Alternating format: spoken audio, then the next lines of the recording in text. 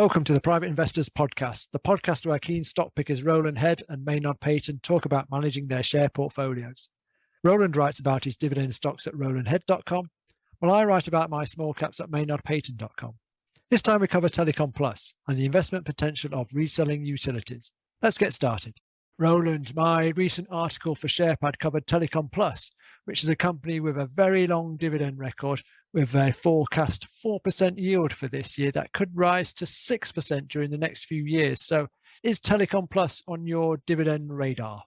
It's certainly on my radar. I've followed Telecom Plus for a number of years, and I've admired the group's financial record and its 25-year history of growth. I have to admit that I haven't ever owned the stock yet, but it's not something I've ruled out either. I think for me, it's potentially an interesting investment opportunity, but it's also a bit unusual for a FTSE 250 firm as it's a multi-level marketing business. So perhaps you could say a little bit more about how this business operates. Yeah, to recap, it's a reseller of utilities. So gas, electricity, broadband and mobile. It buys these services wholesale from E.ON, which is the energy, and TalkTalk and EE for the broadband and mobile. And it resells them to ordinary households and some small businesses as well under the Utility Warehouse brand, or UW. So as you say, it's been around for 25 years, but the unusual part is it doesn't use any conventional advertising. It uses word of mouth through ordinary people, or partners, as it calls them. And they receive a payment for everyone who they sign up to become a new customer. So you can get up to £250 for each new customer. And there are 50,000 or so of these partners up and down the country who sign people up. And the basic sales pitch is you can save up to £508 a year if you bundle up your gas, electricity, broadband and mobile, and insurance as well, which is the home and boiler insurance, into one monthly payment through Utility Warehouse.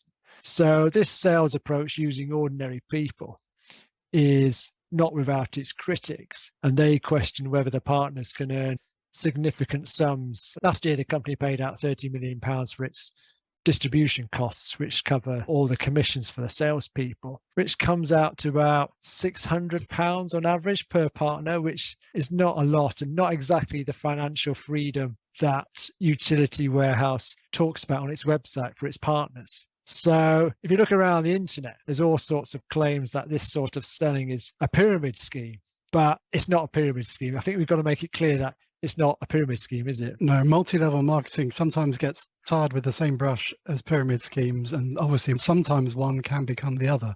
But in this case, Telecom Plus is absolutely not a pyramid scheme. And the simple reason for that is that all the income that's paid to the partners comes from customer revenue, from payments customers make for services they receive. So although partners can get rewarded for signing up other partners, those payments always come from customer payments. A partner doesn't get paid by the company simply for recruiting new partners, which would be the hallmark of a pyramid scheme. I think where people get confused is the pyramid recruitment. So as you say, partners can recruit other partners. So I think that's where the real money is made. So if I'm a partner and I've signed all my customers up, I've run out of customers, I can sign you up, Roland, as my sub-partner. And then if you get a customer, you get a payment and I get a payment because you're my sub-partner. But then if you sign up our podcast producer as a partner, and if he gets a customer, then he gets a payment and you get a payment because he's your sub-partner. And I get a payment because you're my sub-partner. So that's the multi-level network marketing. And some people, if you're at top of the partner pyramid, you can earn good money. But yeah, not everyone likes it. What do you think of the sales method? Is it something you're happy with? Yeah, I'm not completely comfortable with it either, just for similar reasons to you. But I think from my perspective, it's important to recognize that it is very much legitimate and it has delivered fairly sustainable growth for around 25 years. And with more than 800,000 customers, the business model clearly does work well for some people. And perhaps this is an application that does work. Certainly from an investment perspective, one angle I think is interesting is that this sales approach seems to give Utility Warehouse an advantage over conventional energy suppliers in terms of selling multiple services to one customer.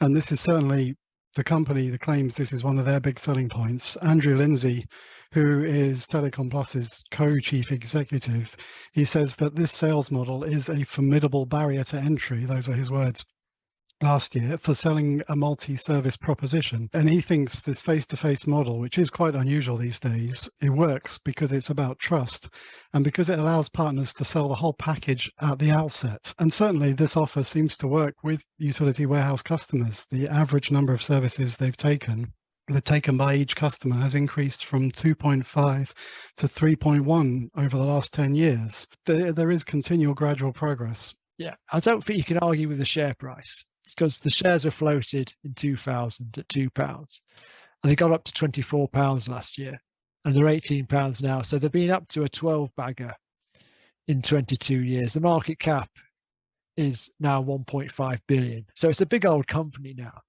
So I'm presuming that the dividend and profit records of this business have been trending upwards, just like the share price. Yeah, that's all really remarkably uniform, actually. The dividend has risen by an average of 14% a year, I think, since 2007. So that's from 8p per share then to 64p per share today. And that's been very closely matched by operating profit growth too. So it's been kept fairly sustainable, the payout. And I think another thing that's interesting, if you're looking at the numbers as an investment, is that you didn't need to get in too early here. You didn't need to buy the shares in 2000 and 2001. From what I calculate, if you'd bought Telecom Plus shares at any point during its first 10 years on the market, so up until around 2010, then the dividends you'd have received since then would have completely paid for your shares. And in addition to that, the shares have roughly quadrupled again since 2010. But that was really the year that things took off for Telecom Plus as an investment. However, it's not all been plain sailing, has it? No, if you look at the profit chart and the dividend chart, there was a setback in 2006. So the company back then was caught out by a sudden spike in the wholesale price of gas. So at the time, the company took on the hedging risk for its energy supplies. And again, going on some informed YouTube discussion, apparently the hedging director at the time just didn't hedge any of the risks. And the company was caught out and incurred losses in 2006 and had to renegotiate the energy supply deal. So it's got a new supply deal with E.ON, and E.ON now takes on the hedging risk of all the volatility in the energy markets. And if you read or watch the last management presentation of the results, they talk of a 7-year price war, which doesn't sound great. And that's all to do with the introduction of greater competition in the energy markets with all these challenger alternatives to the likes of British Gas. So the average revenue per customer, that's bobbed between £1,200 and £1,300 a year for the last 10 years, which is not ideal. Your customers are not paying any more money for a long period of time. That's not great. And there was a good comment in the 2017 annual report. And it says, "We find it difficult to understand how in the face of these energy market dynamics, this multitude of subscale competitors can develop a viable long-term business model." 5 or 6 years later, all those subscale competitors, or the vast majority of them, have all gone under. So this is Telecom Plus's big opportunity now. I think what's important is that Telecom Plus is that its supply deal from E.ON is based on a discount to the standard rates charged by the other big suppliers, so British Gas, EDF, SSE and Scottish Power. So if everybody at home now effectively on the same standard rate deal for their energy, Telecom Plus can, in theory, supply gas and electricity just a little bit cheaper than everybody else based on this supply deal, which is priced at a discount to those standard rates. So Telecom Plus say they are now the only meaningful energy switching option in the UK, which I think is fair enough. But to get any real savings on the energy, you need to take another service, so mobile, broadband, or insurance. So overall, company was a bit out in the cold for some years, but now it reckons it's in a pretty good position. Is that your understanding of how things stand? Yeah, I think they're certainly performing very well at the moment. Looking at the first half of their financial year, which was from March to September last year, their revenue during that period rose by more than 50% to around 560 million. And profits rose by a similar amount to 29 million. So This growth was driven by a huge increase in customer numbers. Telecom Plus says at the moment, yeah, as you said, the only meaningful option for energy switching, and we can see that in the numbers. They added 86,000 new customers between March and September last year, taking the total to almost 815,000. So that's equivalent to a 24% annual rate of customer growth, which is, I think, is very unusual in any business. And the number of services also rose. My sums, looking at it, I reckon that almost all new customers are taking at least 3 services, which makes sense because obviously they're wanting to maximize the savings at the moment. For example, the insurance service really seems to have taken off because it's been introduced more or less alongside this market turnaround. The number of insurance services taken out, I think, rose by around 75,000 during the first half of this period last year. So now nearly 1 in 8 customers have insurance as well as probably utilities and maybe energy, and maybe broadband or mobile. So again, I suppose what we seem to be seeing is the company really can sell lots of services at once, much more easily than competitors can maybe sell them singly. Yeah, insurance is interesting because looking on the utility warehouse website, this is the service I would be interested in taking, because you get a standard policy which doesn't change from year to year, and every year when it renews for your home, this is home insurance. Every year when it renews, they'll check with their panel of insurers to get you the best deal, so you don't have to shop around yourself. And whenever you change insurers, you've always got to check the small print of the policy to make sure it does actually cover what you want it to cover. The trouble is, I think it's only available for existing customers, so they wouldn't give me a quote because I'm not a UW customer. You've got to already have your insurance, your energy or mobile through Utility Warehouse to get on this insurance. But I can understand why it's an attractive service, and the numbers have skyrocketed, I think, in terms of customers. Yeah, it's impressive how quickly it seems to be taking off. But as you say, it's a lot more hassle than some other services shopping around for insurance because of the detail. The detail and the difficulty comparing companies sometimes, isn't it? I know from personal experience, it can be quite a long drawn out process. So yeah, it could be a good area of incremental profit growth for them, I think, because they're not taking on the insurance risk themselves. They're not become underwriters. I think they're just broking. I don't know what the technical word would be, but they're selling on insurance intermediary. I think that's the industry jargon for yeah. I mean, the company says it's the only genuine multi-service provider, which I think is true. I'm interested in what they say about their cost advantage. Not quite sure, but they say their costs are kept low due to spreading a single set of overheads across multiple revenue streams, which I think their overheads is just a call center. But if you've got a call center dealing with energy, mobile, broadband and insurance, now you're going to have many more calls than just dealing with mobile, so maybe you're going to need a bigger call center. I don't know, but I think the structural cost advantage all boils down to the supply deals with E.ON and EE. If you get good deals with them, I think they'll make reasonable profits. But I think it's important to state that there's no infrastructure here. Company doesn't have power stations, electricity generators. There's no broadband network to look after. It's just some freehold office properties for the call center. So it's a reasonably asset-light business. And margins at 5 to 6%, not great. This is never going to be a high margin business. I don't think E.ON are going to give away their energy cheaply ever. But the obvious positive is that if you think energy prices are going to remain high or go even higher, then higher bills for this business translate into higher revenue, translates into higher profit and higher dividends. So if you're bullish on energy prices, this may be a stock of interest. The management are targeting, I think they're hoping to get an extra 1 million customers over the next 4 to 5 years. And I suppose, as you say, a lot is going to depend on how energy prices change, because I think the current rate of growth at the moment, as people roll off fixed deals, they probably are going to be quite easily persuaded to sign up to Utility Warehouse. But I wonder if there's a chance that energy prices will fall back to more normal levels, perhaps a bit more quickly than expected. And when that happens, whether energy suppliers could become a bit more competitive again and the Utility Warehouse's growth would slow. Certainly, if I was thinking about buying the shares, that's probably something I'd factor into my idea of valuation. I don't think there's current breakneck rate of growth. I think to assume that's going to continue for more than a year or so seems quite a bold assumption, but I don't know how energy prices will change any more than the next month. They were certainly bullish on the latest results webinar. in terms of the customer numbers.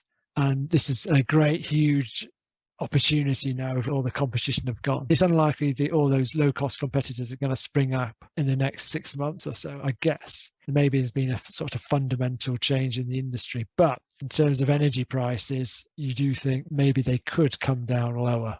Who knows? I don't know. Yeah, and certainly, as you say, they're striking a very bullish tone, and they making a big play about how they've been investing in customer service. They've been scaling up their infrastructure, adding more staff and capacity. And according again, Andrew Lindsay, the chief executive, saying that right now he's really focused on service and price and not necessarily maximizing profit margins. He admits that this opportunity has been created by wider economic circumstances, but I think he's really determined to take advantage of it as far as possible. But looking at it slightly more critically, I think you think there maybe are some other reasons for this investment in customer service, don't you? Yeah, maxing our service. I think, well, Ofgem released a report earlier on this month. They looked at the whole industry, 17 suppliers of energy, and measured them for their customer service and complaints performance. And all of them had weaknesses, including Utility Warehouse, which had moderate weaknesses. One of the 11 companies of the 17 with moderate weaknesses. I think Ofgem have told the industry, including Utility Warehouse, look, you've got to take on more staff anyway to make sure customer service levels are proper. So all the talk of investing heavily by management all the management talk of investing heavily, taking on more staff to take advantage of this fantastic opportunity.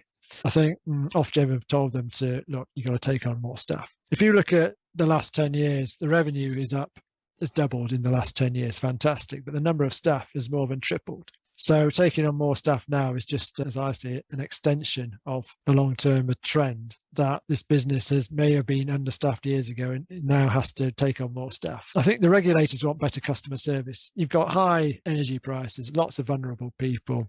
They've got to take on more staff. Anyway, staff costs 10 years ago were 3% of revenue. Now, last year, they were 8%. So any economies of scale of taking on more customers, all that extra revenue, a lot of it has just disappeared into, well, paying staff more or taking on more staff for the call centre. Yeah, it's not ideal.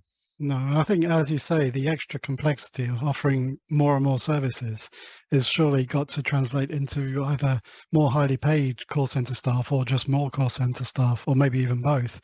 And so there's got to be a little bit of extra cost there. We'll have to see whether the sudden step up in customer numbers helps to offset this gradual growth in staff costs. Do you think Utility Warehouse, Telecom Plus, do you think they'll ever change their sales model? Do you think they'll ever advertise in a conventional way? It's an interesting point because it's always been a core part of their identity. But one thing I did pick up from the last presentation last year was that they are breaking with history a little bit, and they've started to spend money on PR coverage to get themselves in the media, to get the name, the Utility Warehouse name in the media. And the company says they're doing this to help raise brand awareness in order just to help recruit new customers and new partners as well, given that the opportunities they claim are on offer. And I'm sure this is true, but I have wondered whether it's a subtle shift in the business model towards direct sales, because you can sign up direct on their website already without needing a partner. So for me, it seems a logical extension, and I don't see why the company wouldn't want to expand this element of the business. I can certainly see some advantages to it. Certainly with the PR, they're trying to get a good story out. Again, reading back to the last results, they talked about saving households £30 million a year on energy alone. So they're trying to position themselves as a consumer champion. They're freezing their broadband charges this year. So whereas management say the rest of the industry are going to put up their charges by inflation, which is 10% plus, a little bit more, so 10, 11, 12% this year. They're going to freeze their broadband charges, which all makes good PR. But there are always two sides to PR. And have you read The Sun recently? I think I saw the story you were mentioning. Yeah, 100 of their top performing partners, I should say, were flown out to the Maldives for an all-inclusive holiday. And holiday was one way of describing it. A jolly was how The Sun. The jolly. And apparently some of them were so devoted to the Utility Warehouse mission that they were handing out business cards and giving sales pitches to fellow holidaymakers, which I think didn't go down too well. Yeah, The Sun quotes one holidaymaker, it doesn't sit right during a cost of living crisis. All are wearing purple wristbands and look like they've been having a whale of a time. Yeah, as you mentioned, another quote, they basically ruined our holiday. They were handing over business cards and giving us sales pitches. I don't think I'd like to be on holiday and trying to be sold gas and electricity, but these people have been working hard. Presumably they've earned it, and it's difficult to switch off when you've got new people around and in the hotel bar. And it was postponed from 2020. And I suppose from an investment point of view, I don't necessarily subscribe to the idea people shouldn't be rewarded when they've done something, when they've been successful in their job, just because of the wider circumstances, although the PR sometimes looks bad. But certainly the idea of being given sales pitches when I'm on holiday is off-putting a bit in terms of the brand. Whether that's the kind of image Utility Warehouse wants to present, I'm not too sure about that. I can see why some of the partners are keen to sign up more customers. There are 800,000 customers or so, 50,000 partners. So the average partner has 16 customers, which doesn't sound a lot really. And I think the big money is made recruiting other partners. So did you watch the Steve Critchley video, which I linked to in that SharePad article? He's Utility Warehouse's #1 earner. What did you think? Yeah, I did watch the video. It was quite interesting. I have to admit, it made me cringe once or twice. His approach seemed quite a hard sell to me, and I suppose I wasn't completely comfortable with some of the techniques he suggested using. Although in fairness, I suspect the same sorts of techniques are probably pretty standard for people who work in direct sales, and I can imagine, I think I've probably been on the receiving end of them a lot of times in the past. But I was a little bit surprised that Utility Warehouse would put that kind of material out in public. But I think Mr. Critchley is a trusted ambassador and earner for the company too, isn't he? Yeah, I think it was an independent interview, so it wasn't official Utility Warehouse. It's just a YouTube channel run by Utility Warehouse partners. I don't think they expect Telecom Plus shareholders or investors to be watching it. But it's interesting because he says, Steve Critchley, #1 earner for Utility Warehouse, he says he has 390,000 customers, not all run by him. He's recruited other sub-partners and sub-partners and so on. And 390,000 customers take 1.25 million services, which is half the business almost at the moment, which is staggering. He was there on day one at the pub where the company was formed. So he worked part-time for 4 years, then worked flat out, he says, for 8 years. So he's done really well. Fair play to him. Like you, I'm not so sure about his sales tactics. So he did give that example in this video when I'm in the dry cleaners. So he's queuing up to pay for his dry cleaning. There's someone else in the queue ahead of him. And he'll say, "Oh, hello, I'm Steve Critchley. I found a way to get all my dry cleaning done every month for free." It's not for free, is it? Because you are actually paying. It's just that you're paying money from your income you get every month from Utility Warehouse. It's a bit like saying I get my dry cleaning free, but I'm being paid by my dividends. Yeah, the language and psychology he uses to close his sales on customers and other partners was a bit uncomfortable, I thought. He did say it's easier to get a partner than a customer. The customer has to worry about termination fees and broadband speeds and all the rest of it. And a partner, all the partner needs is, oh, do I need extra money? Yes. Can I make extra money from this? Yes. So yeah, just watch the video and make up your own mind if you're a Telecom Plus shareholder. What do you think of Charles Wigoder? He's the founder of the business. He has been in charge, or was in charge, for 20 years, now a non-exec, and selling a lot of his shares. Does that concern you? Yeah, we do seem to have seen a changing of the guard at the top of the company a bit, really. As you say, Charles Wigoder stepped down from being executive chairman last year to become non-executive chairman just after the company had promoted its chief operating officer to be co-chief executive, which is a bit of an unusual structure. And yeah, Mr. Wigoder, since then, he's continued to sell his shares. And although I would say it's not that unusual in a founder-led firm, there's no family involvement here to continue. So I can see it's understandable that as he reduces his involvement, he might want to take some money off the table. But I think we have to admit his timing has been very good. He sold £84 million of shares in December when the price hit a record high of £24, and the shares have since fallen by around 25%. Certainly a good job on timing. Yeah, it's a bit odd because is it retirement planning, or why would you sell lots of shares if the outlook is really good? I don't know. It's a little bit peculiar. I'm not sure.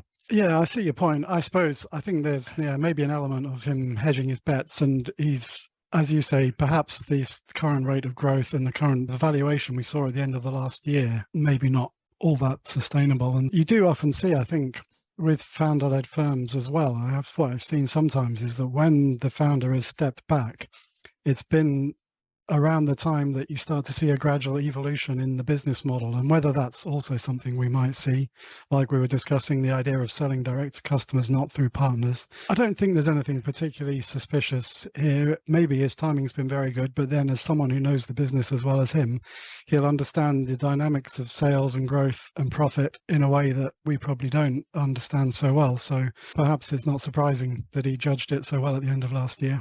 Co-chief executive setup, that's a bit odd. When I was watching the results presentation, I realized, or I could guess which of the two chief executives was in charge, which was Andrew Lindsay, because he sat in the middle and did all the talking at the start. So I think he's, of the two, he's in charge. I guess he's a safe pair of hands now because he's been involved at a senior level since 2008. I guess of the two, he's in charge. What I did check for Telecom Plus is when we talked about Bioventic's last time, we talked about all the protest votes at the AGM. So I did double check for Telecom Plus. And oh, look, funnily enough, there's loads of protest votes. There was a resolution this year in the last AGM, last year's AGM, to allow fully virtual shareholder meetings, which means they want to hold the AGM on Zoom only. Thankfully, this resolution was voted down. I don't understand why the executives don't want to meet shareholders in person. And it's not really a good look where the directors don't want to meet shareholders. So the small print does say all the director meetings were held online last year. They may have got used to Zoom, or maybe there was some disruption at last year's AGM. Who knows? Looking at the AGM results, there's 20% votes against on pay, and also the year before, same 20% votes on pay. So I would look at this year's annual report, the 2023 annual report, because they're going to propose a new director pay policy. And there may be some sort of wheeze in this new policy to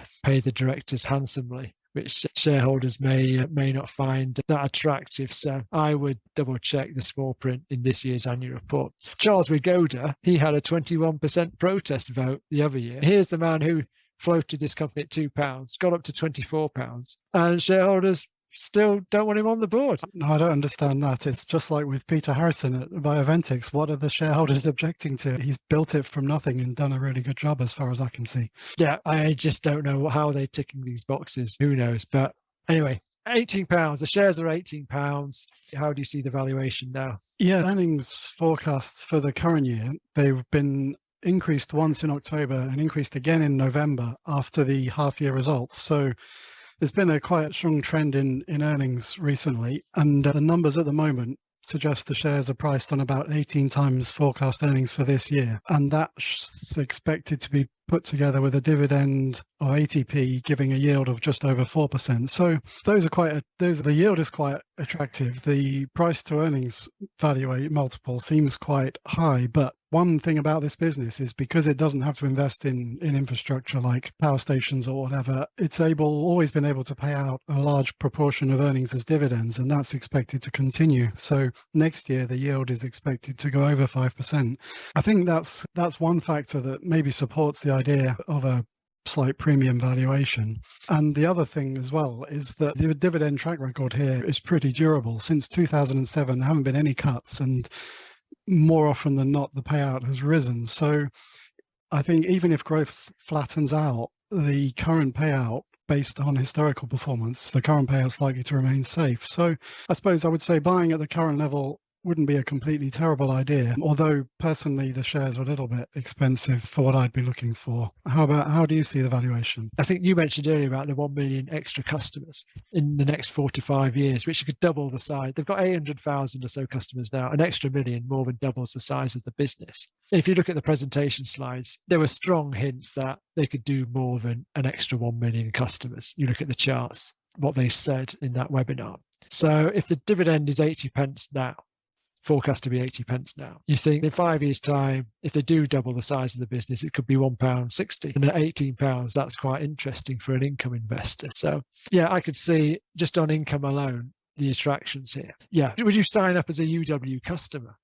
Or do you know anyone that's signed up? I've only known one person, or one couple, one household that signed up. I have to admit that's the in-person direct sales approach in my home is not something I'd be keen on. I prefer to be able to compare the options and understand the choices. So I probably wouldn't consider signing up through a partner. But as we can now sign up online, I have been through the website to see how the offer compares to my current bills. And for me, what I found is that after adding in the discount for multiple services, electricity and broadband were pretty much the same as what I'm paying now, give or take a few pence. But the mobile SIM price was £12 for the service that my provider charges £8 a month for. So I'm not really sure why that would be so much more. So I can see the attractions of a multi-service package for some people, but I don't see much saving for me. And I also like the transparency and control I get from managing my services myself. So I think I'm unlikely to be a customer. What do you think about this? I'm with you. I've checked my monthly bills against Utility Warehouse and I can't make any clear savings. You can't make obvious savings, at least for us, you can't make obvious savings. And I'm not someone who's sitting every day looking for the best mobile deal. Yeah, no, I'm not convinced completely by the savings, not at the moment, but we are in a bit of a funny situation, I suppose, at the moment. It's certainly with utility bills, so perhaps it will evolve, and it's hard to say at the moment because things have become a bit unusual, haven't they, over the last year. So for people who are coming off unfavorable tariffs, which maybe we're not in the same way, then there could well be better savings here. I suspect the savings are bigger for some people and non-existent for other people, probably, rather than being evenly spread. But as you say, recruiting customers like that directly is not going to be an easy job. And if you're going to resort to cold calling people, it's going to be very hard, I should think, to gain many customers. Overall, are you reasonably positive on Telecom Plus? Having looked at it again and talking to you now, I'm not that convinced. How do you stand? I have some reservations, but I think, again, like looking at the bigger picture, the idea of the multi-service proposition is differentiated. As far as I can see, there's not really any comparable offering from a company with any size. I think it does appeal, the evidence suggests it does appeal at least to a certain customer demographic. I think the business also has potential to expand online, again, by using the branding and the different proposition, and so you maybe gain customers from conventional utilities that way. And I think that could also open the door to a new demographic and maybe reduce the dependency on the multi-level marketing.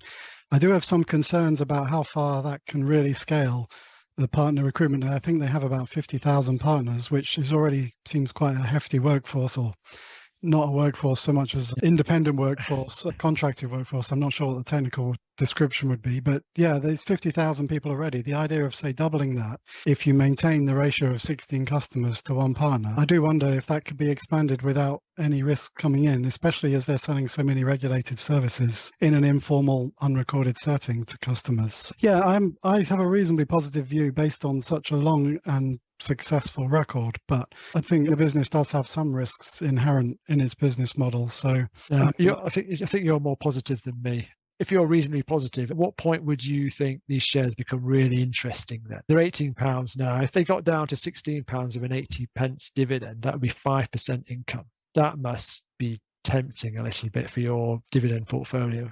Yeah, I think that would be maybe around that level. I might take a fresh look because despite our concerns, the business has managed to grow fairly steadily for 20 odd years. And one thing I've seen is that even when growth has slowed, they've generally been able to hold on to their customer base, or the numbers suggest they've been able to keep things steady. So I don't think the current valuation is too risky. But as you say, if the price got down to a point where the yield was over 5%, I think it might be worth looking again, assuming nothing else much has changed with the business in the meantime. I think we can agree on one thing, is that you can get a better income from the dividends from Telecom Plus's shares than an income from being a partner. I definitely agree with you there, Maynard. Well, that's it for this time. Thanks for listening to the Private Investors Podcast.